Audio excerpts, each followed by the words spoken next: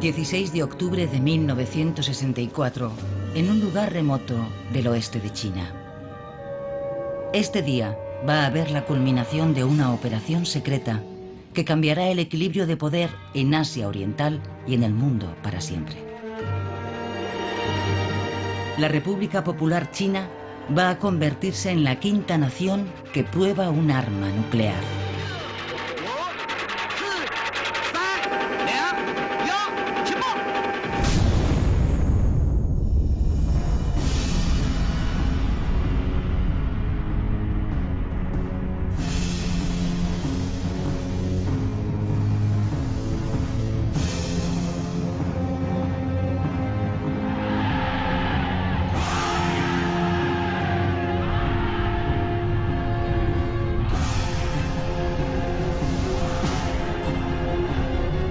Durante los años siguientes, los chinos realizarán una serie de ensayos adicionales. El programa culminará en junio de 1967, cuando prueben el arma más terrible y mortífera: la bomba de hidrógeno.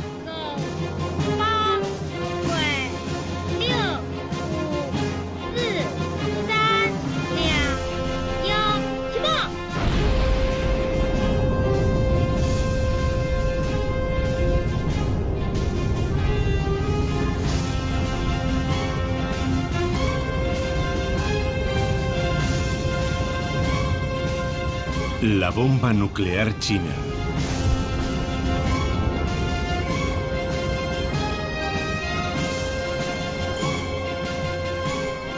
Al mismo tiempo, China experimenta la capacidad humana de realizar operaciones militares convencionales en un entorno de devastación postnuclear.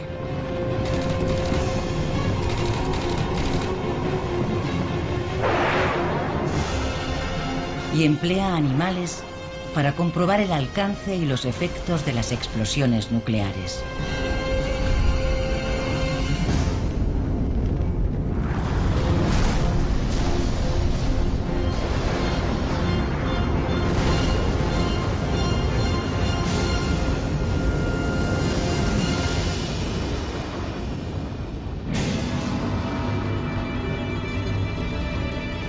Las ondas expansivas de las pruebas nucleares chinas tienen su origen en los últimos días de la Segunda Guerra Mundial.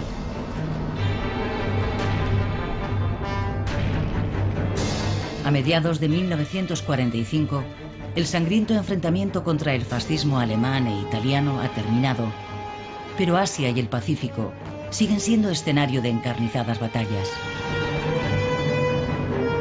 Los aliados se preparan para una gran invasión del territorio japonés, que según sus cálculos puede costar 1 millón de vidas. Pero a principios de agosto, Estados Unidos desvela una nueva y terrorífica arma y lanza las primeras bombas atómicas sobre las ciudades japonesas de Hiroshima y Nagasaki.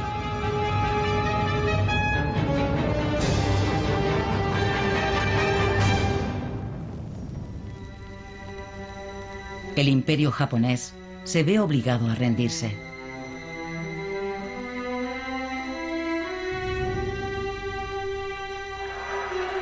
Con la euforia de la celebración de la victoria, la magnitud de las implicaciones de esta nueva tecnología tardan en hacerse evidentes.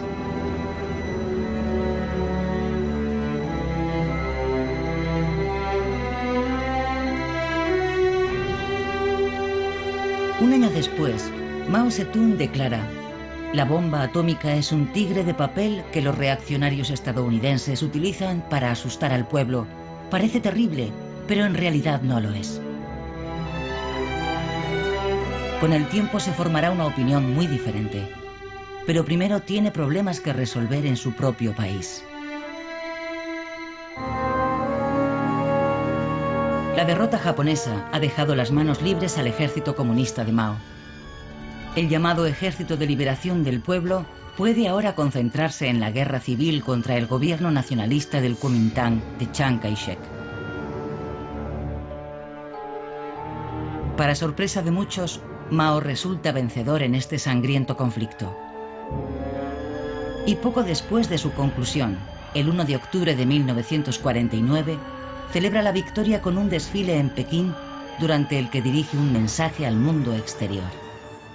Ahora proclamamos ante los gobiernos de todos los demás países que este es el único gobierno legal que representa a todo el pueblo de la República Popular China, con todos aquellos gobiernos extranjeros dispuestos a observar los principios de igualdad, beneficio y respeto mutuos, integridad territorial y soberanía. Este gobierno está dispuesto a establecer relaciones diplomáticas.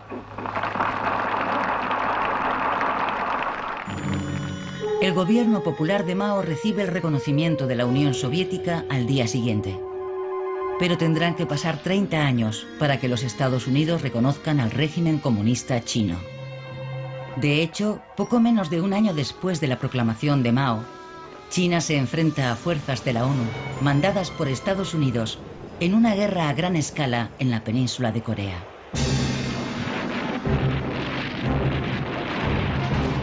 En junio de 1950, fuerzas norcoreanas invaden Corea del Sur en un intento de unificar el país bajo un gobierno comunista.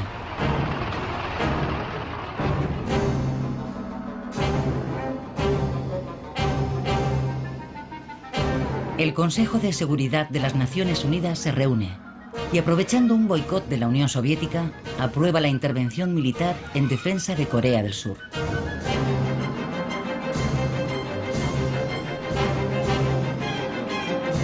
Las tropas aliadas dirigidas por Estados Unidos hacen retroceder rápidamente a los invasores y penetran en territorio norcoreano.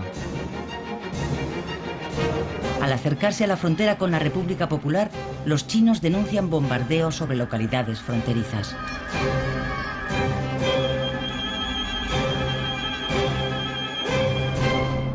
Mao y los líderes chinos responden con una arrolladora ofensiva sobre Corea, que pone a las fuerzas aliadas al borde de la derrota. Tropas de la ONU masacradas en Unsan por los rojos chinos en un ataque sorpresa.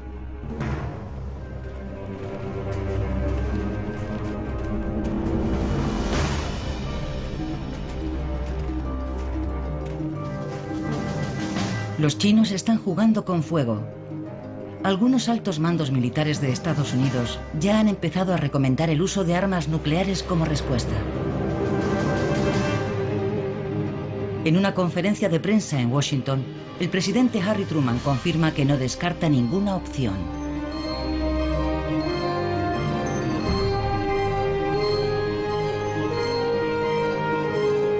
Por suerte para Mao, sus aliados de la Rusia soviética han probado su propia arma atómica en agosto de 1949. Y Truman rechaza la opción nuclear porque implica demasiado riesgo.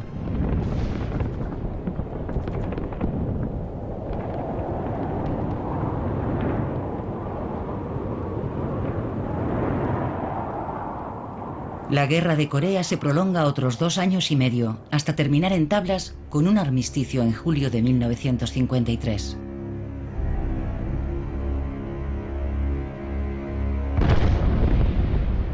Entretanto, un nuevo miembro se ha incorporado al club nuclear, Gran Bretaña, y Estados Unidos está probando la bomba de hidrógeno, una hazaña que pronto emularán los soviéticos.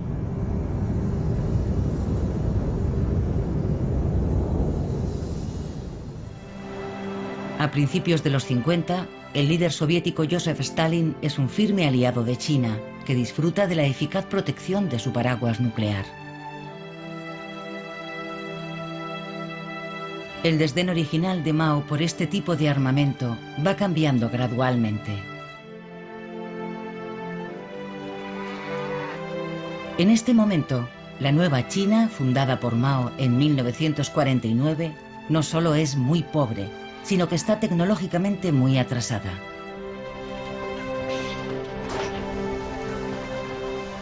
Pero la ayuda está en camino. Un buen número de chinos que han estudiado y trabajado en el extranjero regresan atraídos por los cambios. Entre ellos se encuentra Chen Sanqiang, un brillante físico que ha estado investigando en la Universidad de París. Los logros obtenidos por Chen y su esposa, He Se-hui, han atraído la atención mundial, y su amiga la química francesa Irene Joliot-Curie, ganadora de un premio Nobel e hija de la célebre Marie Curie, envía un mensaje a Mao diciéndole que si está en contra de las armas nucleares, primero debe poseerlas. En 1954 se produce un acontecimiento clave. Un equipo de exploración geológica descubre uranio en una provincia del sur de China. Una muestra de este mineral, esencial para producir una bomba atómica, es enviada de inmediato a Pekín. Mao convoca a los máximos dirigentes del Partido Comunista a una reunión de alto nivel.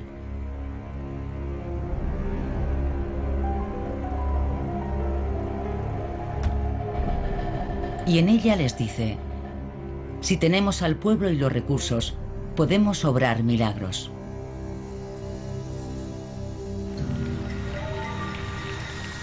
A continuación, declara públicamente: la bomba atómica es algo grande. Si no la tienes, algunos dirán que no eres importante. La decisión está tomada. China debe desarrollar su propia bomba atómica. Para llevar a cabo su plan, los chinos piden ayuda a la Unión Soviética. Firmes aliados en la Guerra Fría que libran contra Occidente, las dos naciones mantienen una estrecha colaboración. Técnicos y expertos soviéticos acuden en masa para ayudar a sus colegas chinos.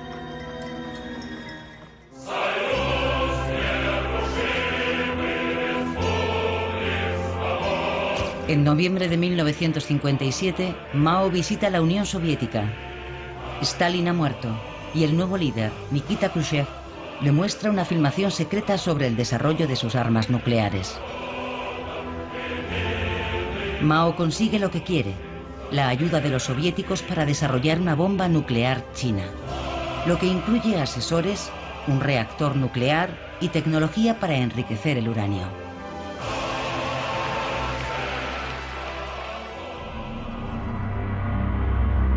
Para poner el proyecto en marcha, Chen Sanqiang mantiene una conversación secreta con Deng Qiashang, un joven científico que ha estado estudiando la física nuclear. Esa noche, Deng regresa a su casa y le dice a su esposa que le van a trasladar. No quería decirme dónde le iban a transferir, ni tampoco qué iba a hacer. Le pedí una dirección de correo y se negó a dármela.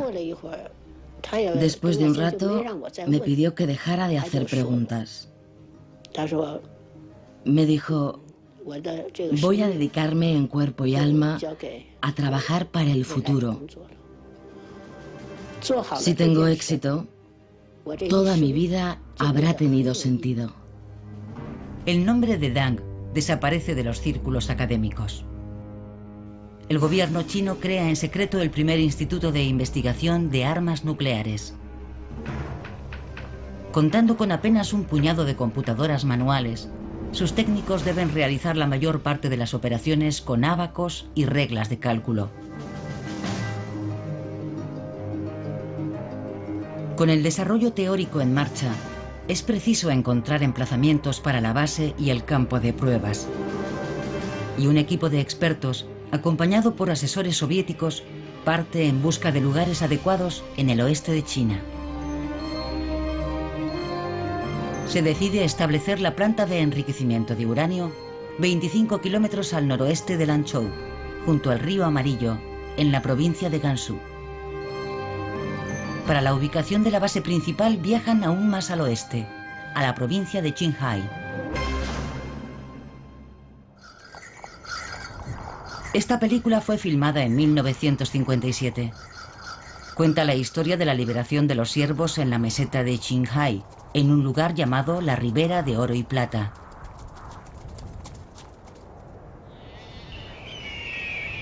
Pero apenas 6 meses después de su estreno, todos los cines de China reciben una circular que prohíbe terminantemente su exhibición. La razón no es su contenido, sino los escenarios en que ha sido rodada. La ribera de oro y plata se encuentra en el condado de Haiyan, provincia de Qinghai, a una altitud de 3.150 metros. Durante el verano es una extensa pradera cubierta de flores. Los expertos soviéticos deciden de inmediato que esta es la mejor ubicación para la base. La remota localización geográfica y el entorno natural de la zona justifican su elección, pero lo que los expertos soviéticos no saben es que no está deshabitada. La región ha sido tradicionalmente el hogar y el territorio de invierno de comunidades nómadas mongolas y tibetanas. Si la base en la que se desarrollará la bomba atómica va a construirse en este lugar, las granjas y los pastores tendrán que ser trasladados. Llegaron con mucha prisa. En general, cada familia solo disponía de 3 mulas para llevar todas sus cosas. Y debía conducir a las vacas y las ovejas. Era imposible para una familia transportar una yurta. No tenían bastantes animales. Además, era un mal momento. Era un largo viaje y no sabíamos bien a dónde nos llevaban. En total, más de 1000 familias son reasentadas en secreto sin ninguna explicación, dejando desiertas estas praderas. Casi 2000 kilómetros cuadrados de meseta son declarados zona militar prohibida y reciben el nombre de Base 221. El siguiente paso es encontrar un emplazamiento adecuado para el ensayo nuclear. El poder destructivo de la bomba será equivalente a más de 10.000 toneladas de TNT, por lo que la prueba solo se podrá realizar en una región deshabitada. Para encontrar el lugar ideal, el equipo de expertos viaja aún más al oeste, a la desolada extensión del sur del desierto de Gobi, y eligen una zona llamada Lop Nur. Lo que en un tiempo fue un lago, ahora es una vasta extensión desértica azotada por furiosas tormentas de arena.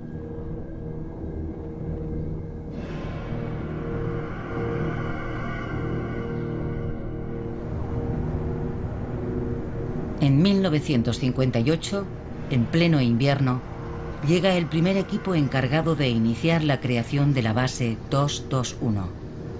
Pronto, miles de trabajadores de todo el país tomarán posesión de este inhóspito paraje helado.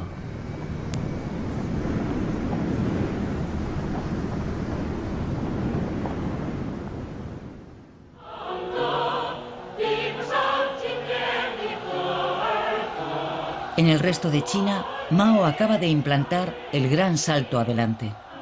Un ambicioso y en última instancia desastroso plan para acelerar el crecimiento económico, utilizando al campesinado para potenciar la producción nacional de acero con técnicas propias.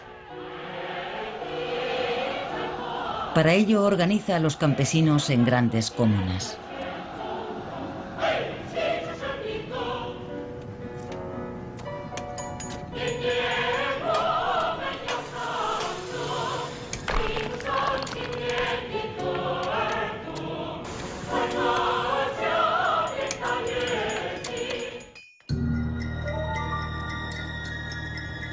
En la primera fase del desarrollo de su bomba atómica, China espera hacer rápidos progresos con la ayuda de la Unión Soviética.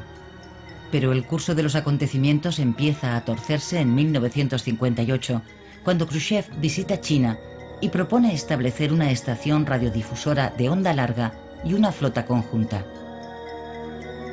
Los chinos, sospechando que su intención es controlarlos militarmente, rechazan la propuesta. Las consecuencias del incidente no tardan en hacerse notar.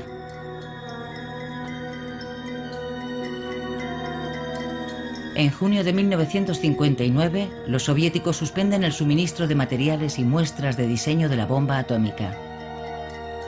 Los chinos utilizarán posteriormente esta fecha para el nombre en clave de su programa nuclear secreto, Proyecto 596. Sinceramente espero que cuando nuestro invitado pueda conocer verdaderamente a nuestro pueblo, se establecerá una base sólida sobre la que considerar los problemas que nos separan. A finales de 1959 se relaja temporalmente la tensión de la Guerra Fría cuando Khrushchev es invitado a visitar los Estados Unidos por el presidente Eisenhower.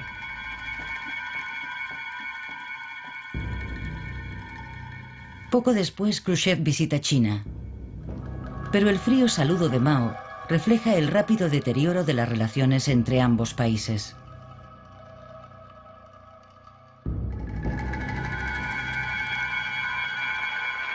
Y justo 2 años después de aprobar la colaboración con el proyecto atómico chino, la Unión Soviética cancela sus ayudas. Chu, el primer ministro, dijo: el Comité Central lo ha discutido. Y dijimos: si ellos no nos ayudan, empezaremos desde cero. Tenemos que esforzarnos en ser autosuficientes. Chan Nung-kwan había estudiado ingeniería metalúrgica en la Universidad Estadounidense de Yale antes de volver a China en 1955. A principios de 1960 recibe una orden secreta de traslado a Pekín. El general Li Chue le da la bienvenida en persona. El general Li Chue me dijo sonriendo: no hay nada de malo en su traslado. Es que en China nadie ha estudiado la bomba atómica. Durante este periodo, bajo la dirección de Deng Qianshan, sigue avanzando el diseño teórico de la bomba atómica, que incluye un experimento para resolver el complejo problema de la detonación. 105 expertos en investigación científica y tecnológica, entre ellos Chan Nung-kwan, se reúnen en Pekín.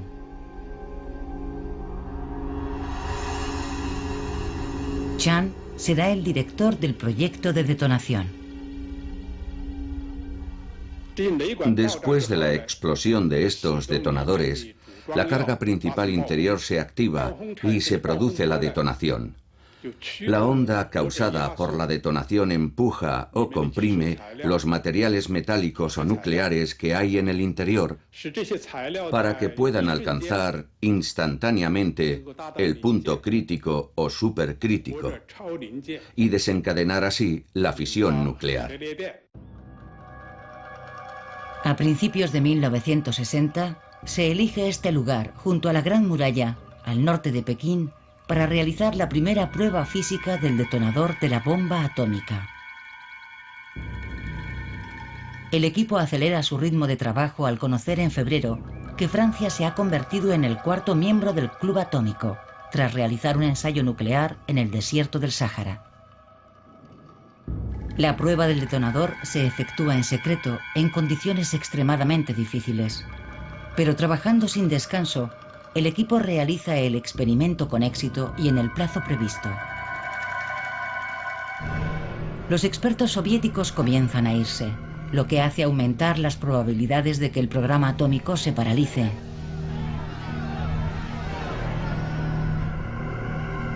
Expertos extranjeros predicen que tardarán al menos 20 años en conseguirlo. Pero Mao declara: debemos tener la determinación de desarrollar tecnologías altamente sofisticadas. Tal vez sea mejor que Khrushchev no quiera ayudarnos, porque nos sería muy difícil pagar esa deuda. En Pekín da comienzo una nueva fase de traslados para cubrir con técnicos chinos los puestos de los expertos soviéticos.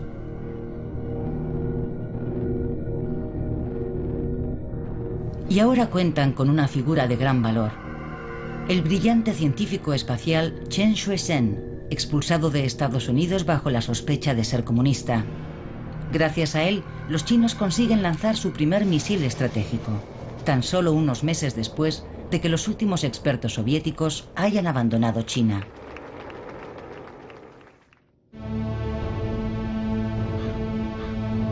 Mientras tanto, La gran mayoría de la población está viviendo un periodo de privaciones sin precedentes.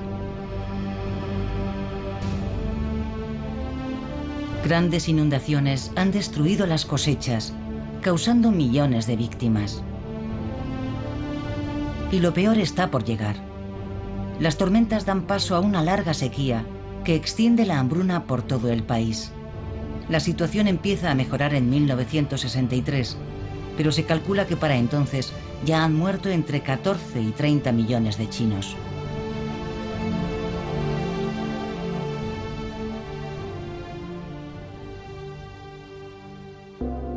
El embargo comercial de Estados Unidos y el deterioro de las relaciones con la Unión Soviética agravan una situación que ya era catastrófica. Ajeno al sufrimiento del pueblo, el proyecto atómico chino sigue avanzando. Su equipo logra ir resolviendo con gran tenacidad los grandes problemas teóricos y prácticos que la partida de los expertos soviéticos había dejado sin respuesta.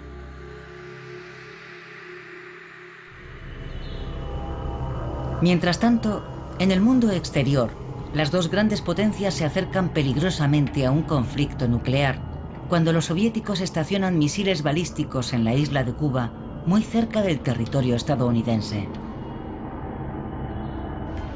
Será la política de esta nación considerar el lanzamiento de cualquier misil nuclear desde Cuba contra cualquier nación del hemisferio occidental como un ataque de la Unión Soviética contra los Estados Unidos que exigirá una plena respuesta de represalia. Mientras el mundo entero deja escapar un suspiro de alivio al resolverse la crisis, los chinos continúan avanzando en silencio hacia su objetivo nuclear.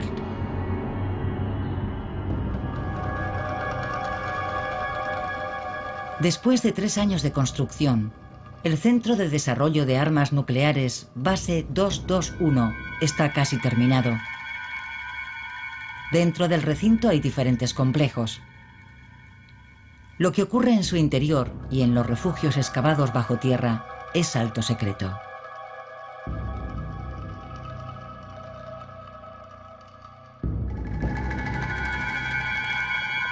Un auténtico ejército de investigadores, científicos y trabajadores especializados llega a la base. Para la mayoría de ellos, todo lo que ocurre aquí es un misterio. Tan solo saben que se está trabajando en algún tipo de arma.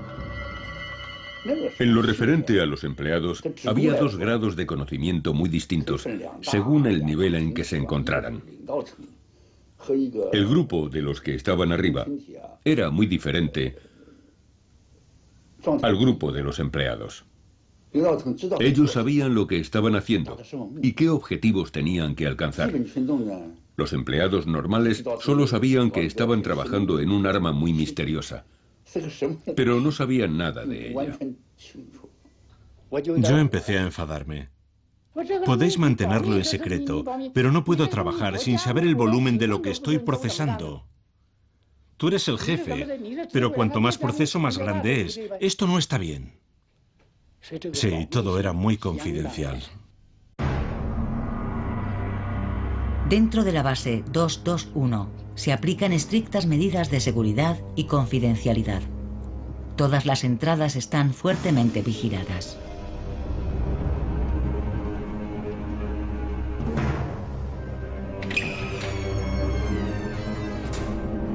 En el interior, la seguridad también es absoluta.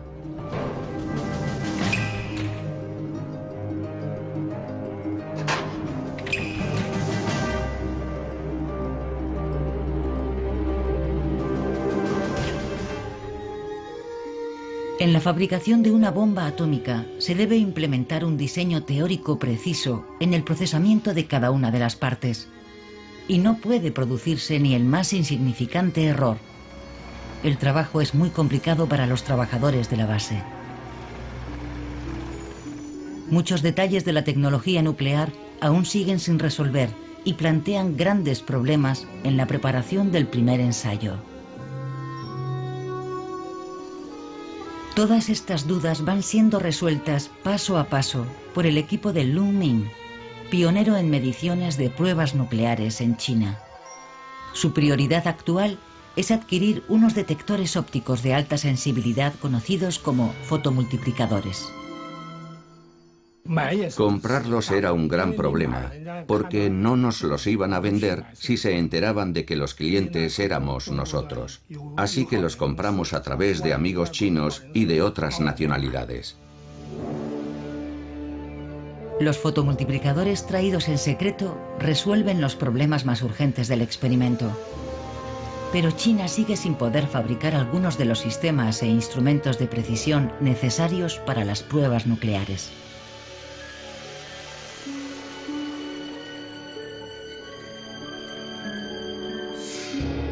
Mientras los técnicos del Instituto de Investigación intentan encontrar el equipo necesario, la construcción de la base para el ensayo nuclear avanza rápidamente. La estación de control principal, las subestaciones y otras instalaciones de medición avanzan a toda velocidad.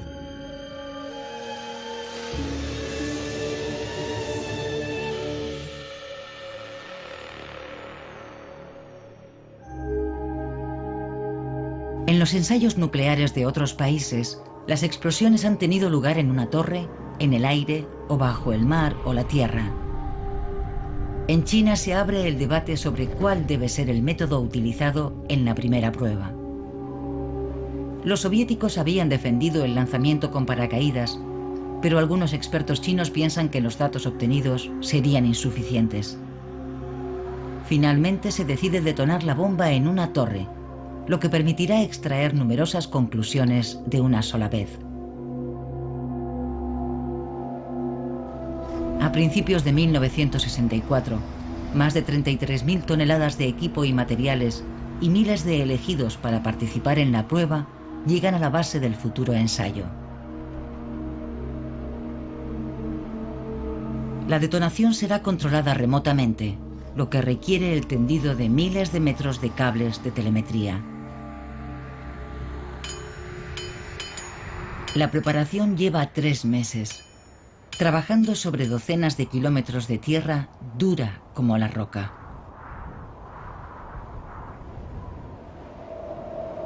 Las durísimas condiciones naturales del desierto de Gobi dificultan enormemente la construcción de las instalaciones. El seco aire del desierto también afecta al funcionamiento de los instrumentos y el equipo. Surgían problemas aquí y allá. Los dispositivos electrónicos no estaban adaptados al clima, era demasiado seco. Los condensadores se abrían y dejaban de funcionar, así que teníamos que arreglarlos día tras día. Garantizar el buen funcionamiento del equipo es todo un desafío. Los técnicos tienen que improvisar.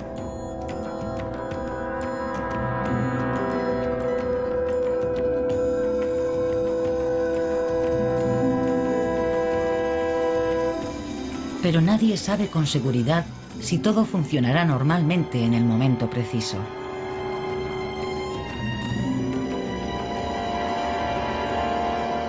Finalmente, los problemas del sistema de control y del resto de los instrumentos quedan resueltos.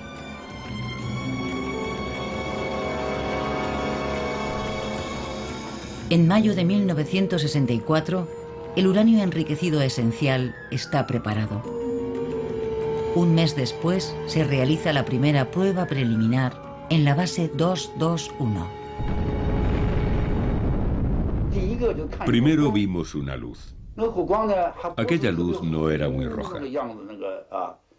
Al principio nos pareció más bien un poco rosa. Yo nunca había visto una nube en forma de hongo tan grande. Después, aquella enorme nube se fue elevando gradualmente. Y aunque estaba muy lejos, se veía inmensa.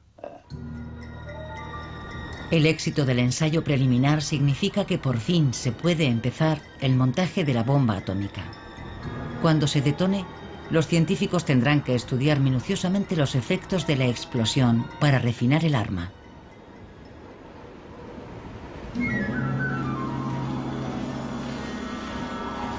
Un batallón de defensa química llega a la base para comenzar su entrenamiento.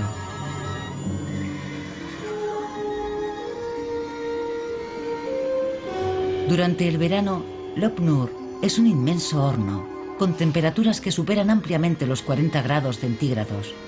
El aire es asfixiante. Las máscaras son estancas y el equipo de protección pesa 2 kilos. El entrenamiento militar con este equipo de defensa química es una dura prueba de fuerza y resistencia. Cuando los soldados se quitan el traje protector, de su interior escurre más de 1 litro de sudor. Es verdad, aquellos trajes eran como un horno. Yo llegué a perder 5 kilos de tanto sudar. Durante las prácticas algunos se mareaban, pero no podías vomitar. No podías quitarte la máscara aunque estuvieras mareado o tuvieras náuseas, porque si lo hacías en la zona contaminada morirías. Algunos vomitaban dentro de la máscara y tenían que volver a tragar su vómito, pero ningún soldado abandonó.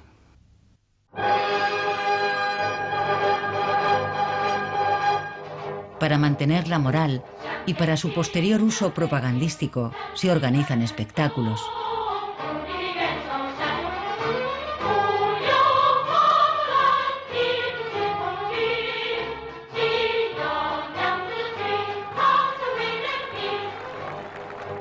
Y actividades deportivas.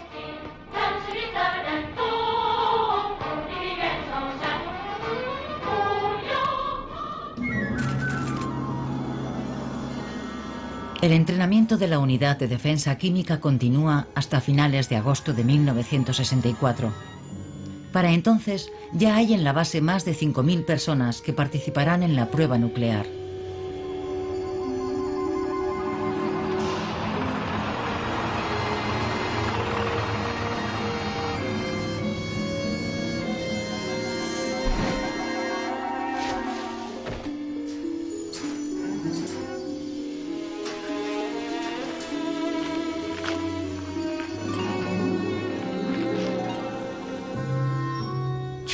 Había venido gente de todo el país, algunos para hacer pruebas.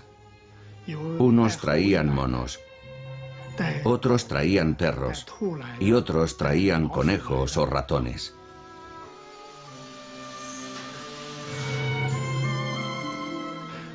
Vino gente del departamento de cereales, de vestuario y de otros departamentos industriales. Y traían todos los bienes necesarios para la vida diaria. Iban a investigar cómo les afectaba la radiación nuclear a diferentes distancias, en qué circunstancias era seguro utilizarlos y en qué circunstancias y a qué distancias no era seguro. Todo aquello resultaría muy útil. Decenas de kilómetros de tiendas de campaña se levantan dentro de la base, que permanece cerrada mientras se espera la orden para proceder. Ni siquiera el director de investigación, el general Li Chue, puede abandonar su puesto. Cuando falleció mi madre, ni siquiera yo pude salir para despedirme de ella. En 1964 me anunciaron que había fallecido y solo pude decir: por favor, organicen el funeral en mi nombre. La lealtad al Estado y el amor filial no siempre son compatibles. No.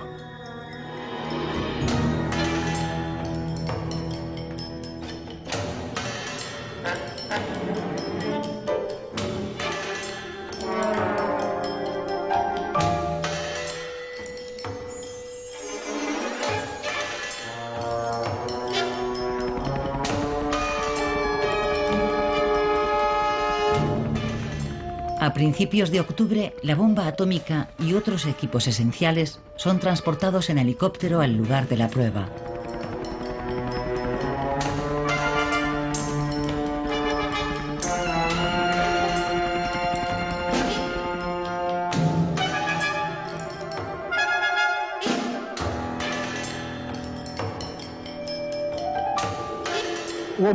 Empezamos a evacuar a la gente a zonas seguras hacia el 14 de octubre. Dado que era la primera prueba, no sabíamos a cuántas toneladas de TNT equivaldría la explosión, ni cuál sería el alcance destructivo de la onda expansiva. Así que evacuamos a todo el mundo a zonas seguras, a más de 50 kilómetros a la redonda. La noche del día 14, todo está preparado. El primer ministro, Zhou Enlai, ordena efectuar la prueba 2 días después.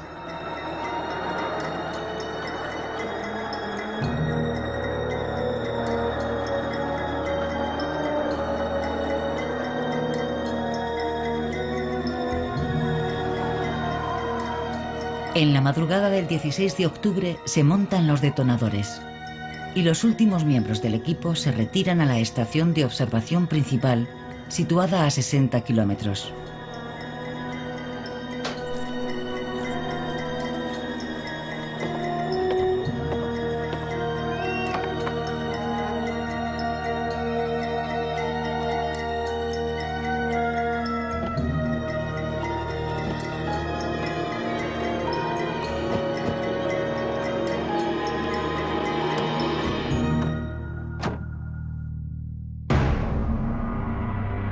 Desde la estación más avanzada, el equipo que entrará en la zona de peligro tras la detonación se somete a las últimas comprobaciones de seguridad.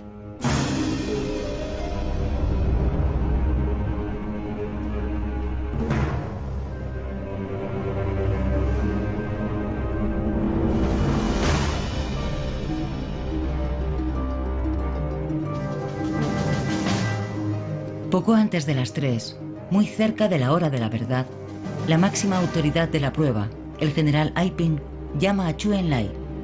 Pekín mantiene la línea abierta.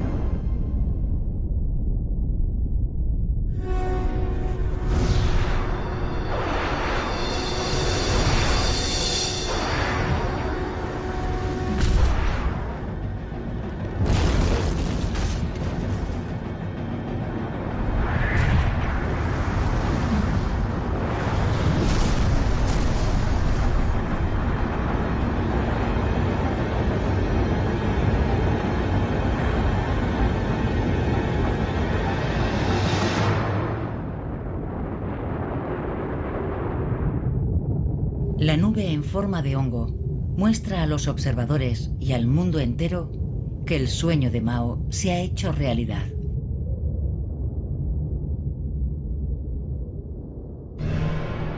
Tras más de un siglo de humillaciones por parte de potencias extranjeras, China posee ahora un arma disuasoria que debería garantizar su soberanía para siempre.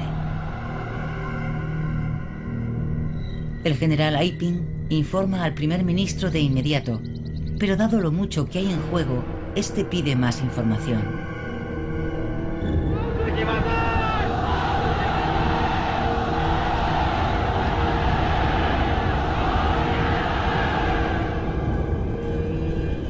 El equipo de defensa química se adentra en la zona contaminada. Su tarea consistirá en recuperar los animales y objetos colocados cerca del lugar de la explosión.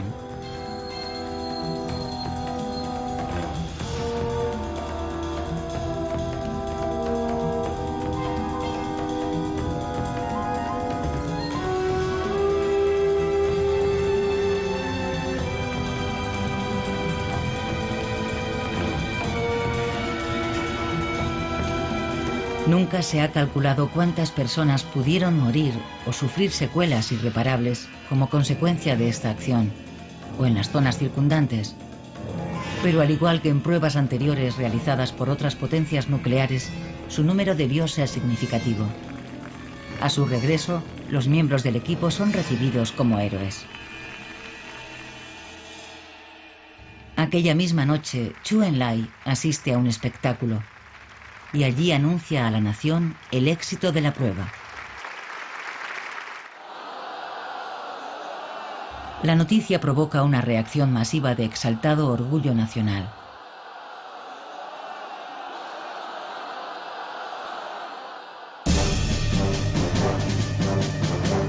Apenas 6 meses después, los chinos realizan una segunda prueba.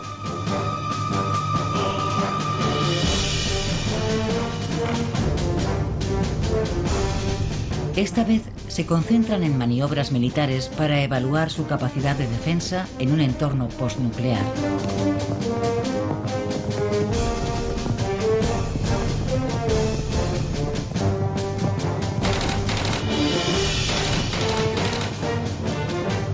Mao siempre ha mantenido que son los pueblos, y no las armas, los que ganan las guerras.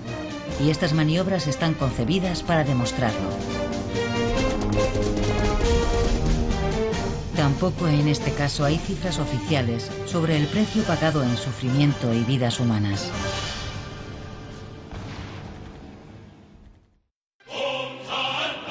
Un año más tarde, China atraviesa un periodo de gran inestabilidad política. La revolución cultural, que durará 10 años, transforma dramáticamente su sociedad.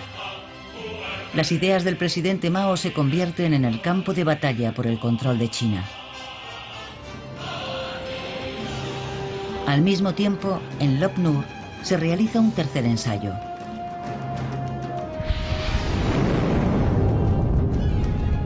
El mundo observa con preocupación que el ingenio incluye elementos termonucleares. Por varias razones, incluidas las propagandísticas, esta prueba se concentra en los efectos de un desastre nuclear en animales y cultivos.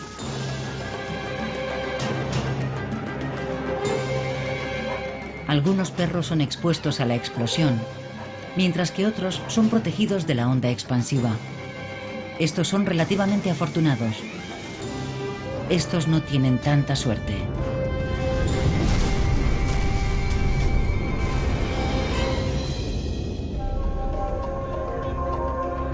También se estudia la supervivencia de las gallinas y si éstas continúan poniendo huevos. Y semillas expuestas a la detonación son sembradas y vigiladas. Los resultados se examinan y publicitan.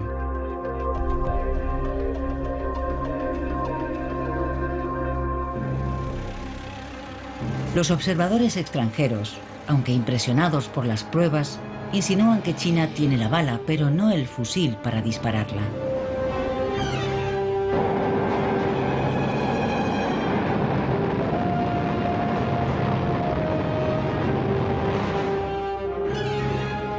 Sin embargo, una vez más, subestiman a los chinos, ya que estos, apenas 2 años después de la prueba inicial, consiguen lanzar un misil nuclear y detonar con éxito una cabeza de 20 kilotones a casi 1000 kilómetros del punto de lanzamiento.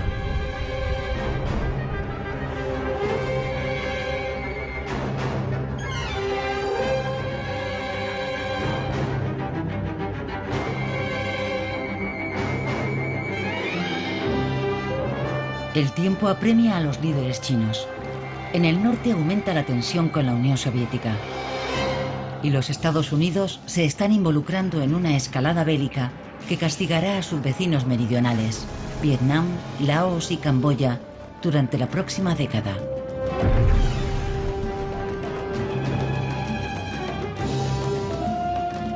En junio de 1967, China culmina sus aspiraciones nucleares al probar con éxito un artefacto termonuclear auténtico, una bomba de hidrógeno.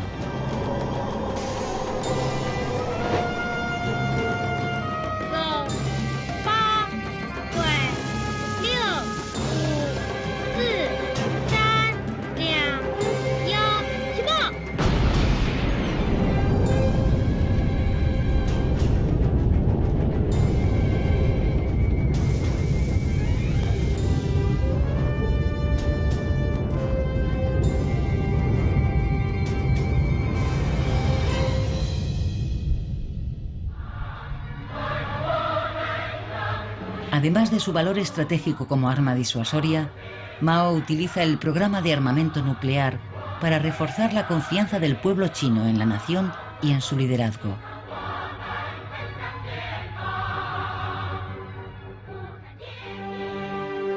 Con el tiempo, la nueva realidad originada por la posesión china de armas nucleares será un factor clave para garantizarle un puesto permanente en el Consejo de Seguridad de las Naciones Unidas y el reconocimiento mundial como superpotencia emergente en el siglo XXI. En los años siguientes, China continúa efectuando pruebas de bombas atómicas y de hidrógeno.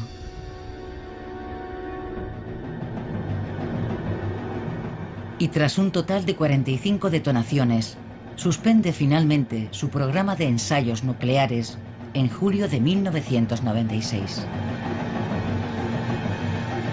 Para los científicos chinos ha sido un viaje extraordinario que aún no ha terminado. La tecnología de misiles desarrollada por el programa nuclear impulsa hoy un ambicioso programa de vuelos espaciales tripulados, diseñado para llevar a los chinos a la Luna y más allá.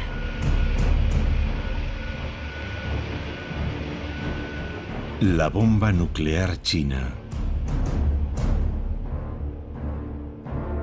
El equilibrio de poder en Asia Oriental y en el mundo para siempre. La República Popular China va a convertirse en la quinta nación que prueba un arma nuclear.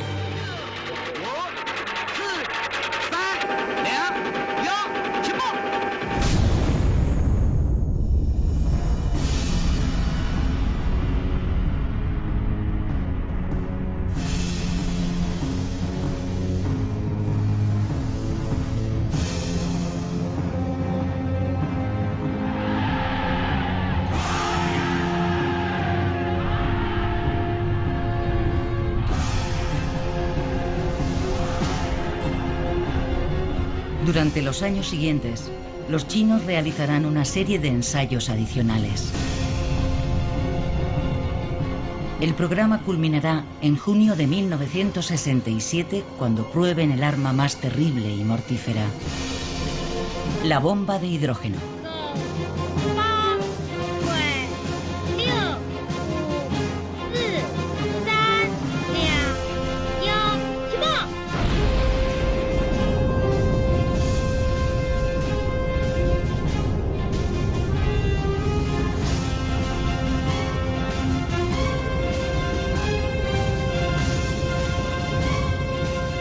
La bomba nuclear china.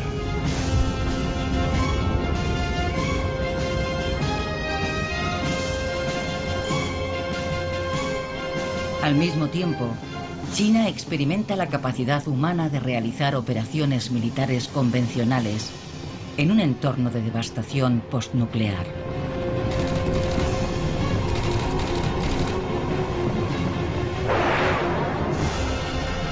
Y emplea animales para comprobar el alcance y los efectos de las explosiones nucleares.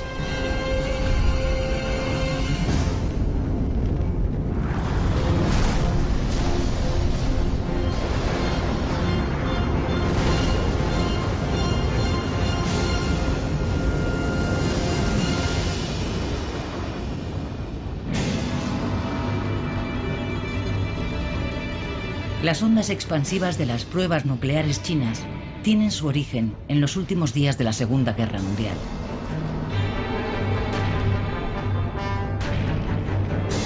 A mediados de 1945, el sangriento enfrentamiento contra el fascismo alemán e italiano ha terminado, pero Asia y el Pacífico siguen siendo escenario de encarnizadas batallas. Los aliados se preparan para una gran invasión del territorio japonés, que según sus cálculos puede costar 1 millón de vidas.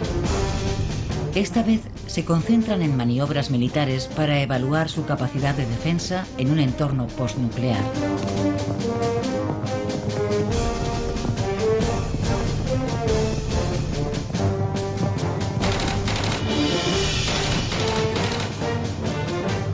Mao siempre ha mantenido que son los pueblos y no las armas los que ganan las guerras, y estas maniobras están concebidas para demostrarlo.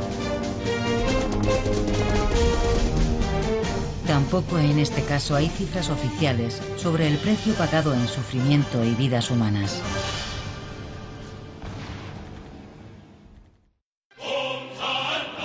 Un año más tarde, China atraviesa un periodo de gran inestabilidad política.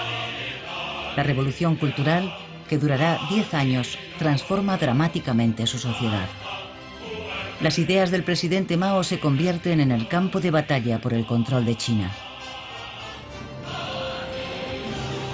Al mismo tiempo, en Lop Nur se realiza un tercer ensayo.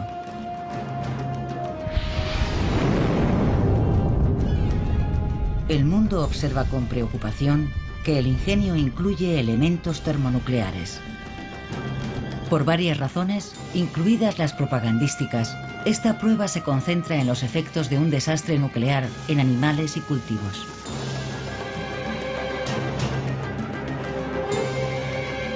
Algunos perros son expuestos a la explosión, mientras que otros son protegidos de la onda expansiva.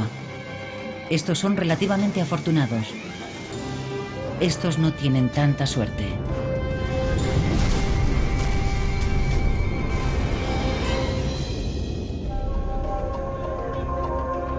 También se estudia la supervivencia de las gallinas y si éstas continúan poniendo huevos. Y semillas expuestas a la detonación son sembradas y vigiladas. Los resultados se examinan y publicitan.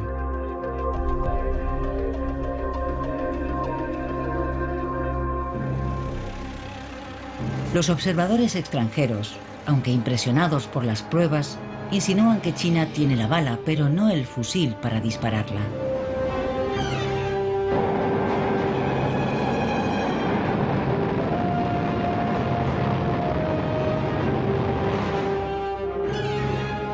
Sin embargo, una vez más, subestiman a los chinos, ya que estos, apenas 2 años después de la prueba inicial, consiguen lanzar un misil nuclear y detonar con éxito una cabeza de 20 kilotones a casi 1000 kilómetros del punto de lanzamiento.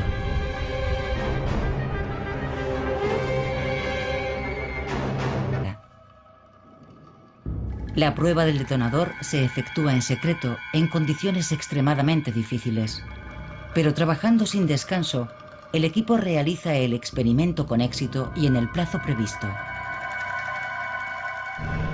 Los expertos soviéticos comienzan a irse, lo que hace aumentar las probabilidades de que el programa atómico se paralice.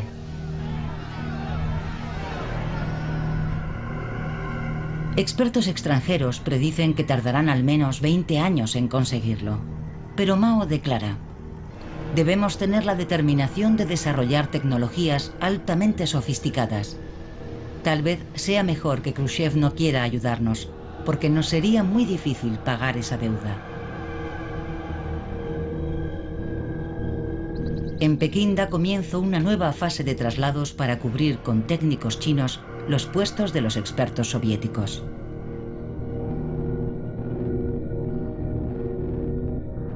Y ahora cuentan con una figura de gran valor: el brillante científico espacial Chen Shui-sen, expulsado de Estados Unidos bajo la sospecha de ser comunista. Gracias a él, los chinos consiguen lanzar su primer misil estratégico, tan solo unos meses después de que los últimos expertos soviéticos hayan abandonado China.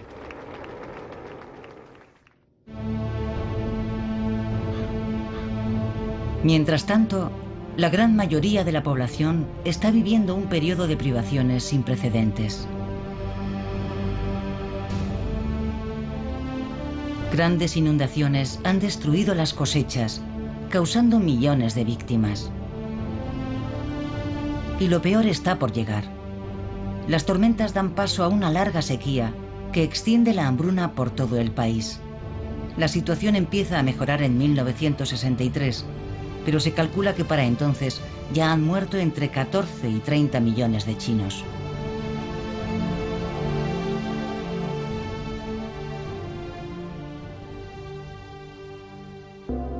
El embargo comercial de Estados Unidos y el deterioro de las relaciones con la Unión Soviética agravan una situación que ya era catastrófica. Ajeno al sufrimiento del pueblo, el proyecto atómico chino sigue avanzando. Su equipo logra ir resolviendo con gran tenacidad los grandes problemas teóricos y prácticos que la partida de los expertos soviéticos había dejado sin respuesta.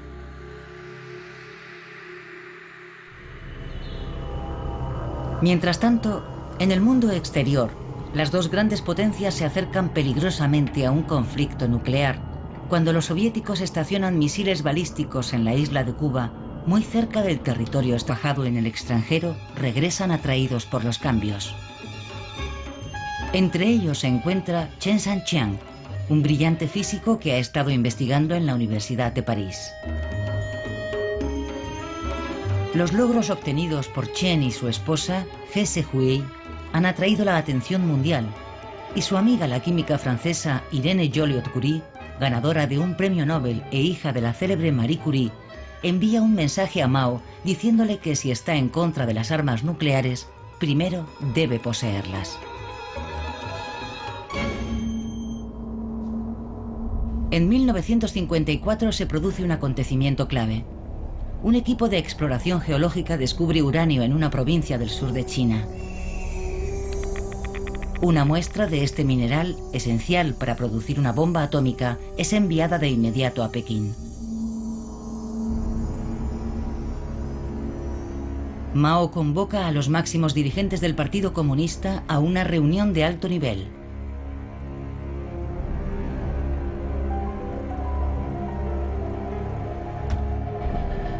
Y en ella les dice: si tenemos al pueblo y los recursos, podemos obrar milagros.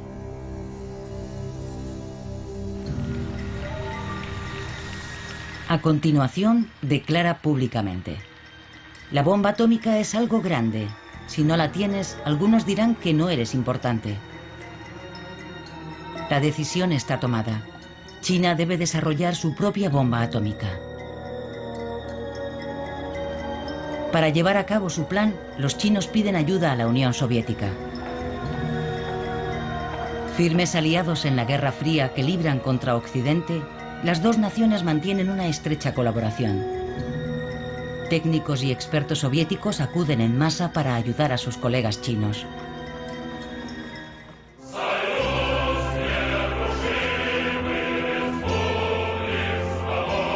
En noviembre de 1957, Mao visita la Unión Soviética. Stalin ha muerto y el nuevo líder, Nikita Khrushchev, le muestra una filmación secreta sobre el desarrollo de sus armas nucleares. Mao consigue lo que quiere: la ayuda de los soviéticos para desarrollar una bomba nuclear china, lo que incluye asesores, un reactor nuclear y tecnología para enriquecer el uranio.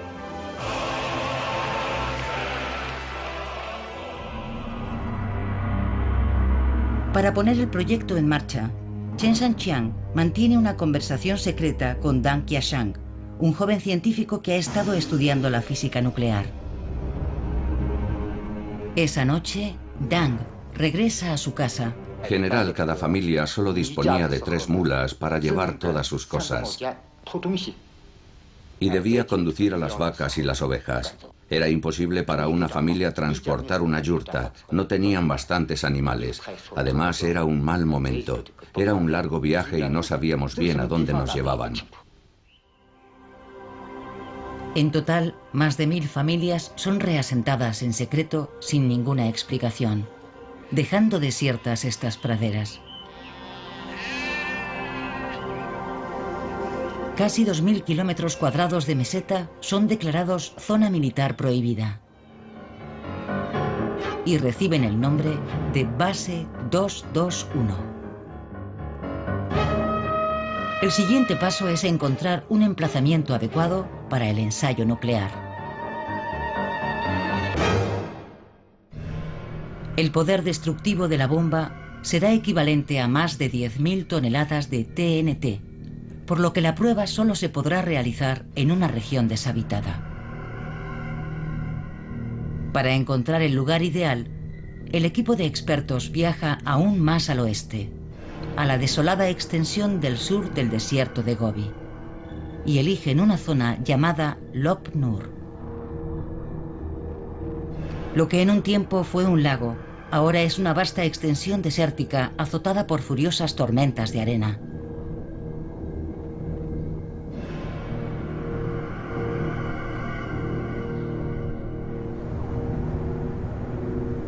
En 1958, en pleno invierno, llega el primer equipo encargado de iniciar la creación de la base 221. Pronto, miles de trabajadores de todo el país tomarán posesión de este inhóspito paraje helado.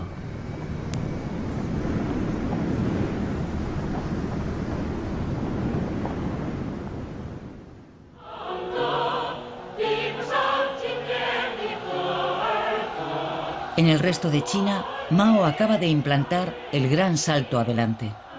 Un ambicioso y en última instancia desastroso plan para acelerar el crecimiento económico, utilizando al campesinado para potenciar la producción nacional de acero con técnicas propias. Para ello organiza a los campesinos en grandes comunas.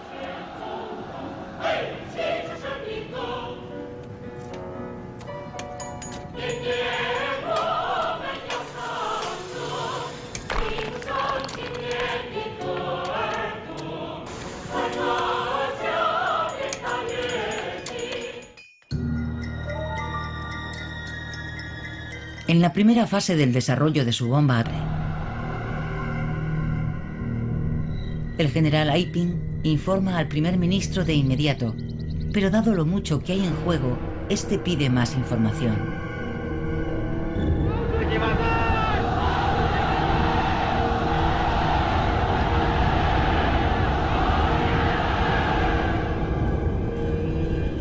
El equipo de defensa química se adentra en la zona contaminada. Su tarea consistirá en recuperar los animales y objetos colocados cerca del lugar de la explosión.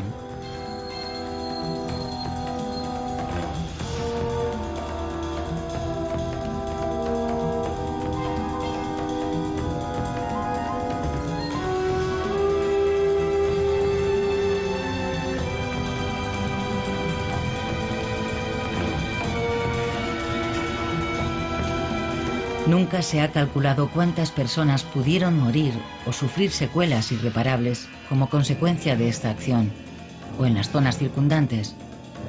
Pero al igual que en pruebas anteriores realizadas por otras potencias nucleares, su número debió ser significativo. A su regreso, los miembros del equipo son recibidos como héroes. Aquella misma noche, Chu Enlai asiste a un espectáculo y allí anuncia a la nación el éxito de la prueba. La noticia provoca una reacción masiva de exaltado orgullo nacional.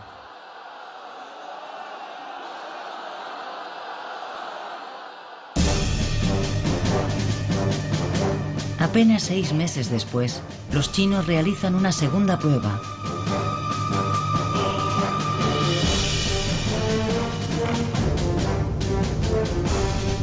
Esta vez se concentran en maniobras militares para evaluar su capacidad de defensa en un entorno postnuclear.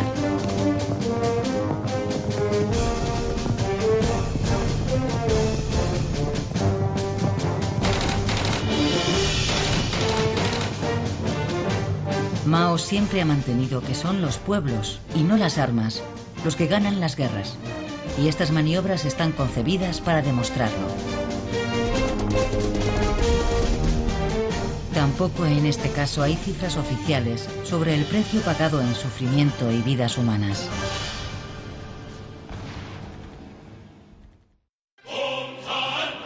Un año más tarde, China atraviesa un periodo de gran inestabilidad política. La revolución cultural, que durará 10 años, transforma dramáticamente su sociedad.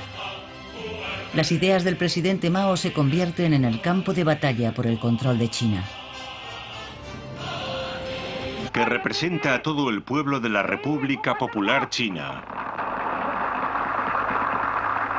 con todos aquellos gobiernos extranjeros dispuestos a observar los principios de igualdad, beneficio y respeto mutuos, integridad territorial y soberanía.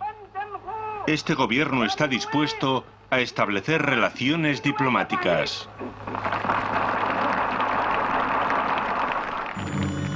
El gobierno popular de Mao recibe el reconocimiento de la Unión Soviética al día siguiente.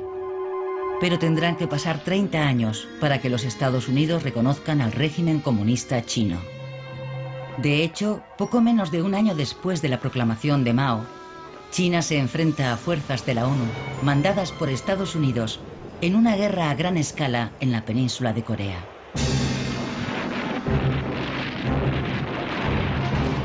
En junio de 1950, fuerzas norcoreanas invaden Corea del Sur en un intento de unificar el país bajo un gobierno comunista.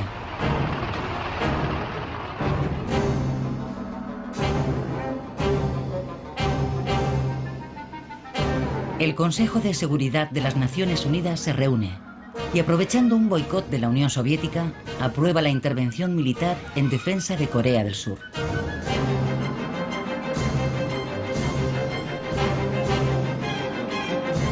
Las tropas aliadas dirigidas por Estados Unidos hacen retroceder rápidamente a los invasores y penetran en territorio norcoreano.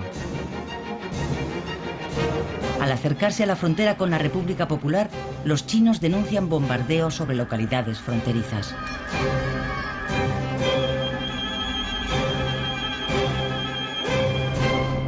Mao y los líderes chinos responden con una arrolladora ofensiva sobre Corea, que pone a las fuerzas aliadas al borde de la derrota. Tropas de la ONU masacradas en Unsan por los rojos chinos en un ataque sorpresa.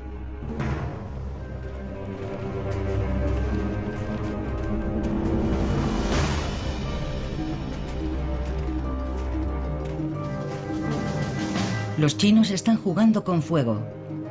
Algunos altos mandos militares de Estados Unidos ya han empezado a recomendar el uso de armas nucleares como respuesta. En una conferencia de prensa en Washington, el presidente Harry Truman confirma que no descarta ninguna opción.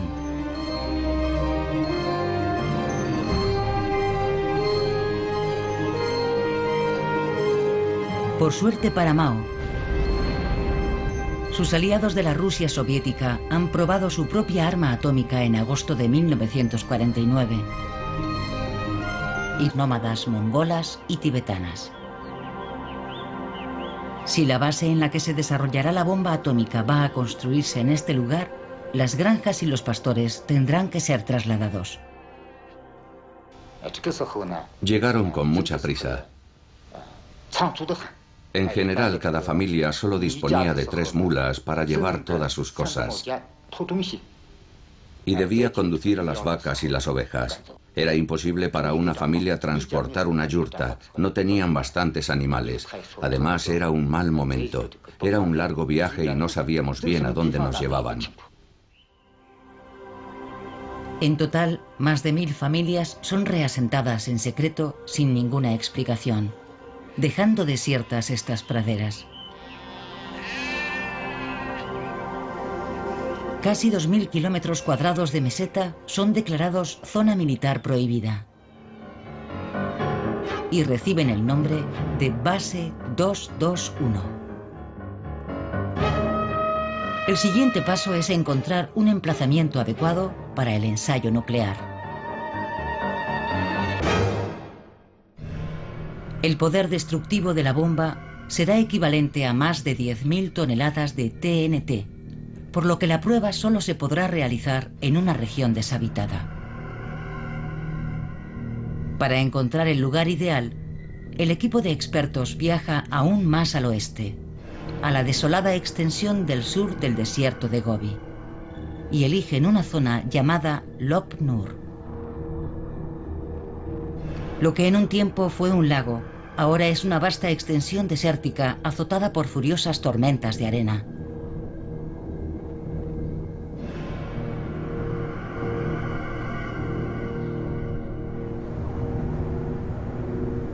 En 1958, en pleno invierno, llega el primer equipo encargado de iniciar la creación de la base 221. Pronto, miles de trabajadores de todo el país tomarán posesión de este inhóspito paraje helado.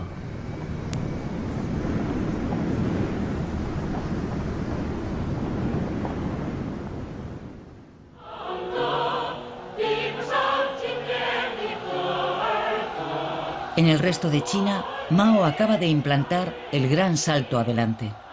Un ambicioso y en última instancia desastroso plan para acelerar el crecimiento económico, utilizando al campesinado para potenciar la producción nacional de acero con técnicas propias.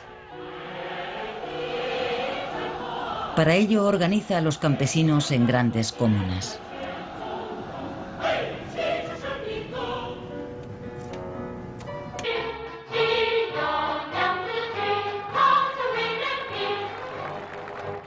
Y actividades deportivas.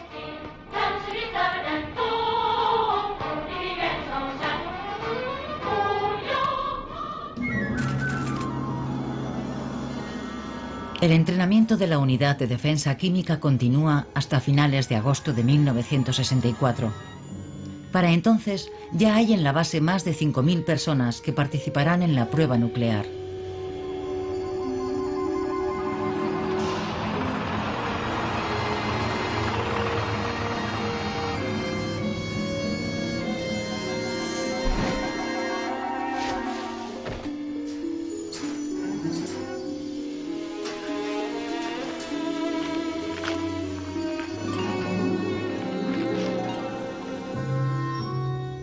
Había venido gente de todo el país.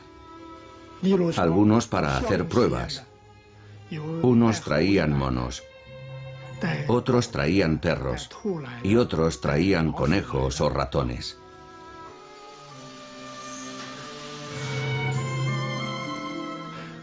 Vino gente del departamento de cereales, de vestuario y de otros departamentos industriales. Y traían todos los bienes necesarios para la vida diaria. Iban a investigar cómo les afectaba la radiación nuclear a diferentes distancias, en qué circunstancias era seguro utilizarlos y en qué circunstancias y a qué distancias no era seguro. Todo aquello resultaría muy útil. Decenas de kilómetros de tiendas de campaña se levantan dentro de la base, que permanece cerrada mientras se espera la orden para proceder. Ni siquiera el director de investigación, el general Li Chue, puede abandonar su puesto. Cuando falleció mi madre, ni siquiera yo pude salir para despedirme de ella.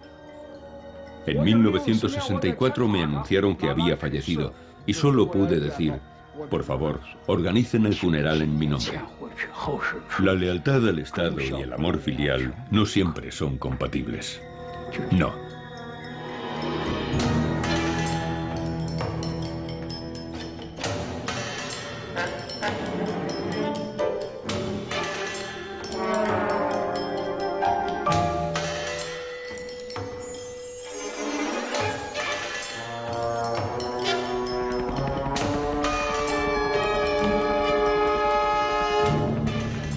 A principios de octubre, la bomba atómica y otros equipos esenciales son transportados en helicóptero al lugar de la prueba.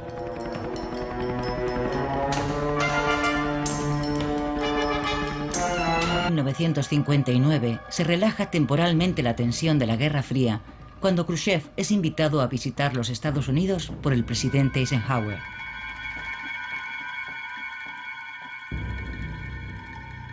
Poco después, Khrushchev visita China. Pero el frío saludo de Mao refleja el rápido deterioro de las relaciones entre ambos países.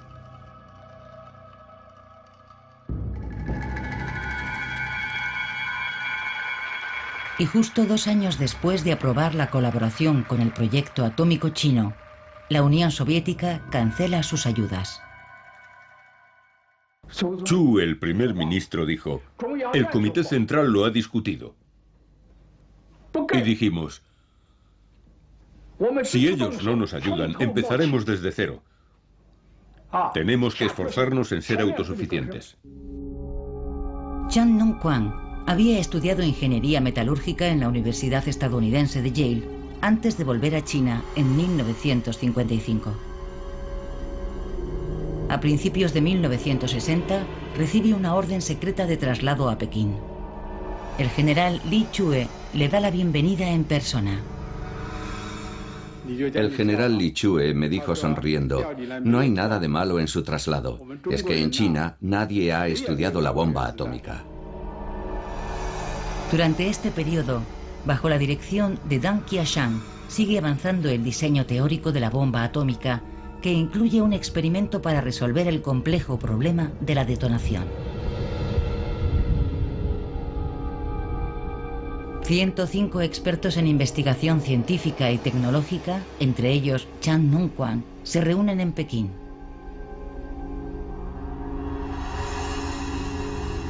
Chan será el director del proyecto de detonación.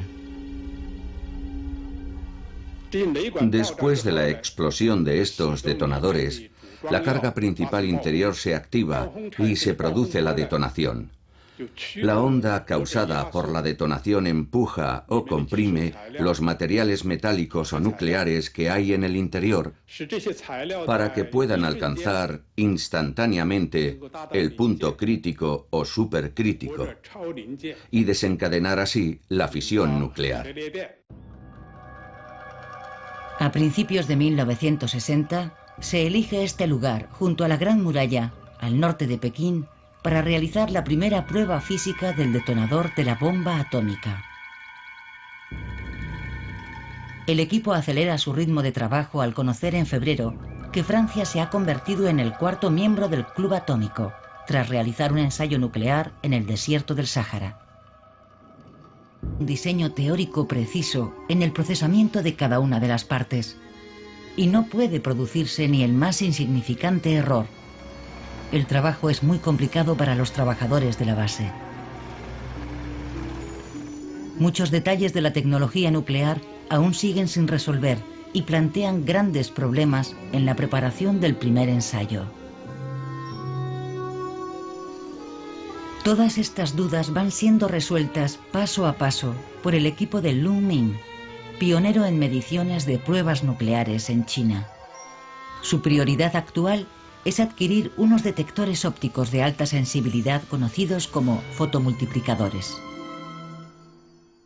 Comprarlos era un gran problema, porque no nos los iban a vender si se enteraban de que los clientes éramos nosotros. Así que los compramos a través de amigos chinos y de otras nacionalidades. Los fotomultiplicadores traídos en secreto resuelven los problemas más urgentes del experimento. Pero China sigue sin poder fabricar algunos de los sistemas e instrumentos de precisión necesarios para las pruebas nucleares.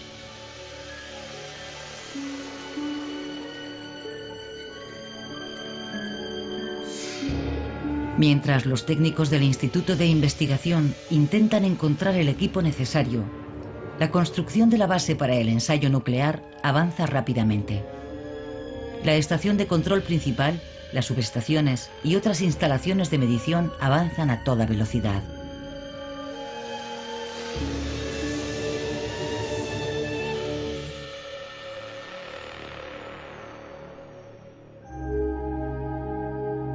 En los ensayos nucleares de otros países, las explosiones han tenido lugar en una torre, en el aire o bajo el mar o la tierra.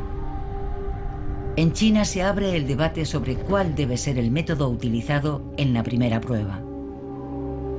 Los soviéticos habían defendido el lanzamiento con paracaídas, pero algunos expertos chinos piensan que los datos obtenidos serían insuficientes.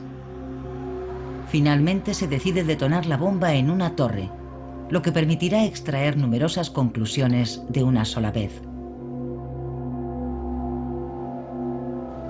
A principios de 1964, más de 33.000 toneladas de equipo y materiales y miles de elegidos para participar en la prueba llegan a la base del futuro ensayo.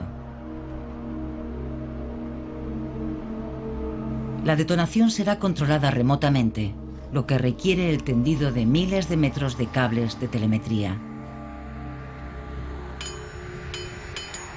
La preparación lleva 3 meses, trabajando sobre docenas de kilómetros de tierra de su programa nuclear secreto, Proyecto 596.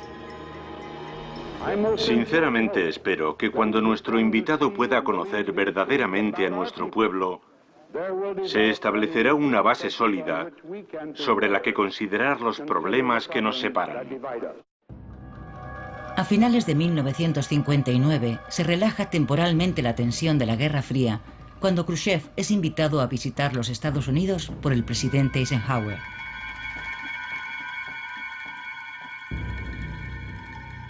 Poco después, Khrushchev visita China. Pero el frío saludo de Mao refleja el rápido deterioro de las relaciones entre ambos países.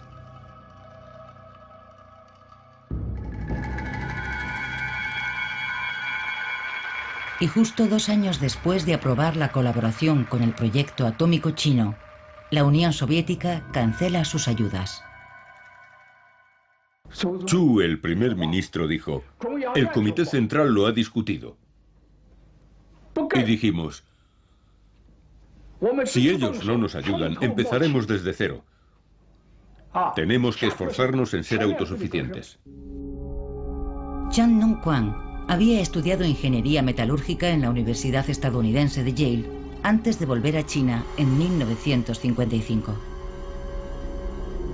A principios de 1960 recibe una orden secreta de traslado a Pekín. El general Li Chue le da la bienvenida en persona.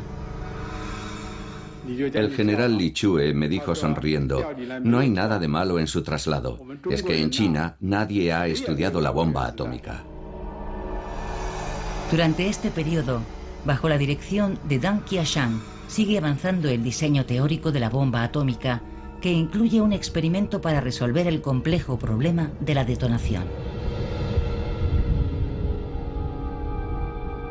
105 expertos en investigación científica y tecnológica, entre ellos Chan Nong-kwan, se reúnen en Pekín.